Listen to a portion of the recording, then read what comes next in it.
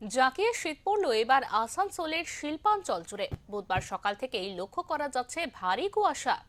কুয়াশায় সাদা চাদরে মুড়ে গিয়েছে সারা শিল্পাঞ্চল। অত্যাধিক কুয়াশার কারণে রাস্তায় যান চলাচলে অসুবিধার সম্মুখীন হতে হচ্ছে পথ চলতি হাজার হাজার মানুষকে। অসাবধানতার সাথে রাস্তায় বাইক, গাড়ি প্রভৃতি চলাচল করছে। রাস্তার পাশে, মাঠে বিভিন্ন জায়গায় আগুন জ্বালিয়ে হাত শরীর গরম করছে শিল্পাঞ্চলবাসী।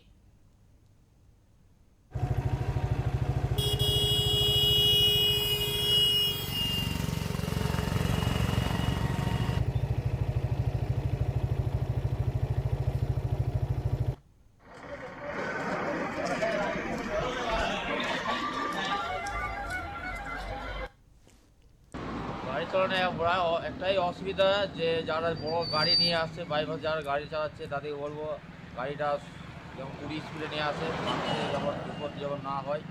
যেমন ছোটো ছোটো যারা বাইক বা নিয়ে আসছে তারা স্লোলিভাবে গাড়ি যেমন লাইট জ্বালিয়ে ডেপা জ্বালিয়ে যেমন গাড়ি চালায়, নাহলে দুর্ঘটনা ঘটতে পারে, যা কুয়াশা সকাল থেকে হয়েছে।